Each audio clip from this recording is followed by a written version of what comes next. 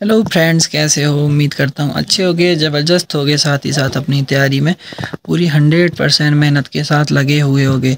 तो चलिए दोस्तों, चलते हैं। आज की वीडियो में बात करेंगे कि असम राइफल या और कोई भी फोर्स अगर आप ज्वाइन करते हैं तो आपको ट्रेनिंग टाइम छुट्टी क्या मिलेगी, कैसे मिलेगी और साथ ही साथ कितनी मिलेंगी, क्या क्या केसेस हैं, क्या क्या इमरजेंसी हैं जिसमें आपको घर पर छुट्टी जाने को भेजा जाएगा, क्या एग्ज़ाम में भी भेजा जाएगा। तो आफ्टर बेसिक ट्रेनिंग के बाद और आफ्टर एडवांस ट्रेनिंग के बाद आपको कितना छुट्टी मिलेगी। तो आज का वीडियो कम्प्लीटली छुट्टी के बारे में होने वाला है, इन ट्रेनिंग टाइम और आफ्टर ट्रेनिंग टाइम।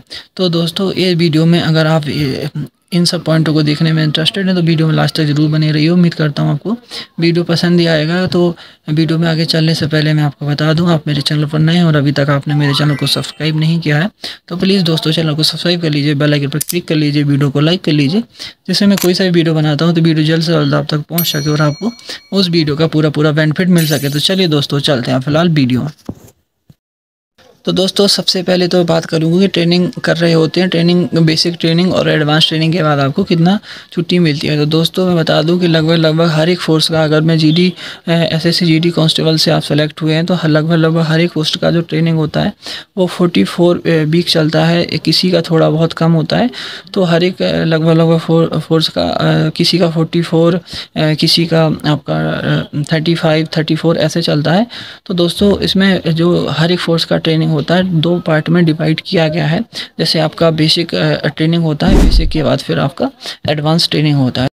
तो दोस्तों, असम राइफल की जो बेसिक ट्रेनिंग होती है वो 28 वीक की होती है और 28 वीक की बेसिक ट्रेनिंग कंप्लीट करने के बाद आपको 21 दिन की छुट्टी भेजा जाता है। जी हाँ दोस्तों, 21 दिन लगभग आपका 3 वीक का आपको छुट्टी भेजा जाता है। और जो 3 वीक आप घर पर छुट्टी में रहते हैं तो वो भी आपका ट्रेनिंग में काउंट होता है। तो 28 का आप बेसिक कंप्लीट कर लेते हैं और 3 वीक जब आप छुट्टी में रहते हैं तो जब आप छुट्टी से वापस आते हैं तो आपका ट्रेनिंग 31 वीक काउंट किया जाता है। और ऐसे आपका बाकी एडवांस ट्रेनिंग में आपका क्योंकि पूरी ट्रेनिंग 44 वीक की होती है असम राइफल की, तो एडवांस ट्रेनिंग के लिए आपका 13 वीक बचा हुआ था। इसके बाद आपकी 13 वीक की ट्रेनिंग कराई जाती है। इसमें तरह तरह के इवेंट्स कराए जाते हैं, एडवांस ट्रेनिंग, जंगल ट्रेनिंग, एडवांस वेपन फायरिंग और आपका साथ ही साथ पीओपी के लास्ट में प्रैक्टिस। तो ये सब कराने के बाद फिर आप जब पासिंग आउट परेड हो जाती है, आपको कसम खा लेते हैं, कंप्लीट सोल्जर बन जाते हैं। तो इसके बाद आपको यूनिट में भेजने से पहले आपको घर पर छुट्टी भेजा जाता है। तो दोस्तों, घर पर छुट्टी आपको 30 दिन का भेजा जाता है। जी हाँ दोस्तों, आपको 30 दिन का छुट्टी घर पर भेजा जाता है एडवांस ट्रेनिंग के बाद। तो दोस्तों, बेसिक ट्रेनिंग और एडवांस ट्रेनिंग की अगर मैं इंक्लूड बात करूं तो दोस्तों आपको 51 से 52 दिन की छुट्टी आपको ट्रेनिंग टाइम पर मिल जाती है। इसके बाद आप एडवांस ट्रेनिंग के बाद 30 दिन का छुट्टी आते हैं।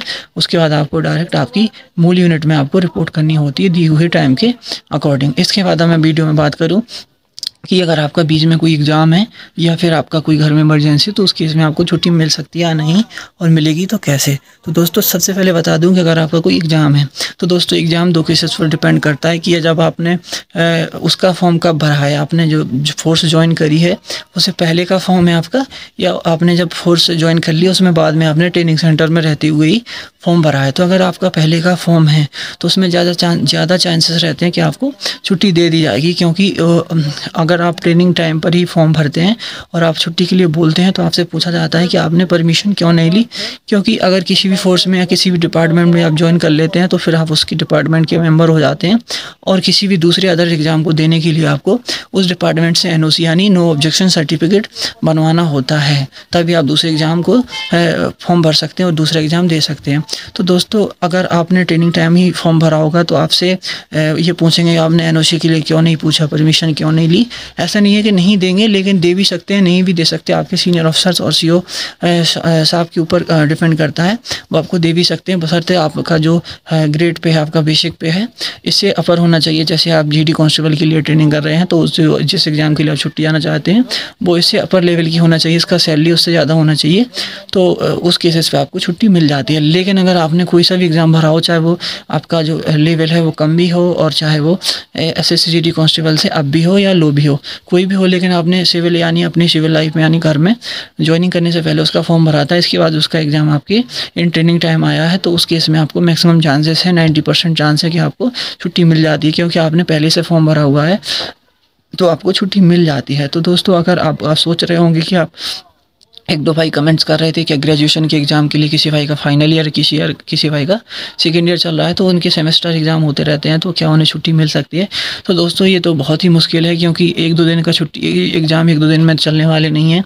ये लॉन्ग पीरियड तक एग्ज़ाम चलते हैं। इतना छुट्टी देना आपको बहुत ही मुश्किल होता है, क्योंकि अगर आप ट्रेनिंग से एब्सेंट हो जाते हैं तो आपको फिर रिलीगेशन होने लगता है। रिलीगेशन होगा, फिर अगर आपको रिलीगेशन भी नहीं करते हैं तो ट्रेनिंग से एब्सेंट होते हैं, साथ ही साथ जो ट्रेनिंग में आपको सिखाया जाता है उस चीज़ों से आप दूर हो जाते हैं, आप वो चीज़ें नहीं सीख पाते, और आपको जब यूनिट में उन चीज़ों की ज़रूरत पड़ती है तो आप उनसे पीछे हो जाते हैं, और साथ ही साथ आपके लिए भी वो एक चीज़ से ख़राब है, क्योंकि आपको जब उस चीज़ की ज़रूरत पड़ेगी आपको वो चीज़ आती नहीं है, आप उस टाइम ट्रेनिंग में एब्सेंट थे, तो इसलिए आपको ज़्यादा दिन की छुट्टी ट्रेनिंग से वो खुद नहीं भेजते हैं।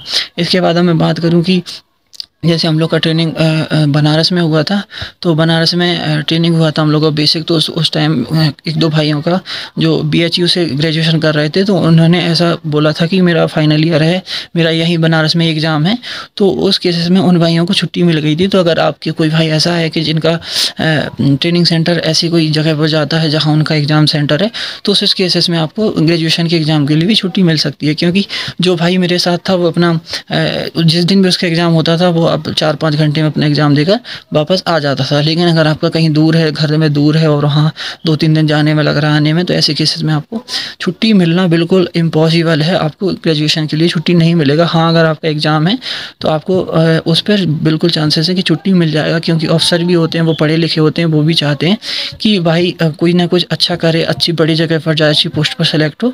तो ज़्यादातर वो आपको ऐसी प्रॉब्लम्स में नहीं डालते हैं, आपको छुट्टी दे देते हैं, तो इतना कोई प्रॉब्लम्स नहीं है। इसके बाद मैं बात करूँगा कि घर में कोई इमरजेंसी है, कि आपका सिस्टर का शादी है या कोई वैसा है, या किसी के भाई का शादी है, तो दोस्तों भाई की शादी में तो लगभग आप इम्पॉसिबल सा ही होता है, नहीं छुट्टी देते हैं। फिर भी अगर जिसका भाई का है वो बोल के देख सकता है।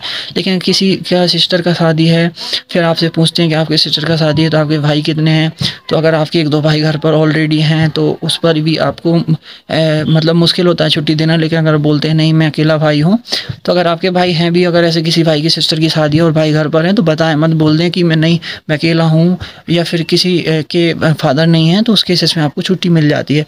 लेकिन जिसके सिस्टर की शादी है या भाई की शादी है, घर में ऑलरेडी भाई हैं और फादर हैं उसके, तो वो इस केसेस में छुट्टी नहीं देते, क्योंकि बाकी सब शादी का काम देखने के लिए ऑलरेडी घर पर 2-4 मेंबर अवेलेबल हैं, इसलिए आपको छुट्टी देना मुश्किल हो जाता है। तो लेकिन अगर आपके घर में कोई नहीं है, आप अकेले हैं, भाई भी नहीं है, फादर भी नहीं है, या फादर हैं भाई भी नहीं है, आप अकेले हैं, तो इस केसेस में आपको सिस्टर की शादी में छुट्टी मिल जाती है। लेकिन भाई की शादी में मैं क्लियर नहीं कह सकता, आप बोल के देख लेना, दे भी सकते हैं। मैं बोला कि कुछ भी डिसीजन होता है वो आपके कमांडिंग अफसर के ऊपर डिपेंड करता है, उसका जैसा मन हो गया उस टाइप से वो काम कर सकता है। उसके लिए उसके हिसाब से रूल्स चलते हैं ट्रेनिंग टाइम पर। तो दोस्तों ये मैंने लगभग सारे पॉइंट छुट्टी में कवर कर दिए, एग्जाम के, घर में इमरजेंसी के, शादी से रिलेटेड, और साथ ही साथ बेसिक और एडवांस ट्रेनिंग के बाद आपकी छुट्टी के सारे पॉइंट्स कवर कर दिए। तो दोस्तों चलते हैं, फिलहाल आज की वीडियो में इतना ही। जल्दी मिलेंगे नई वीडियो के साथ, तब तक के लिए जय हिंद, good bye, best of luck, हंसते रहिए, मुस्कुराते रहिए, जय हिंद।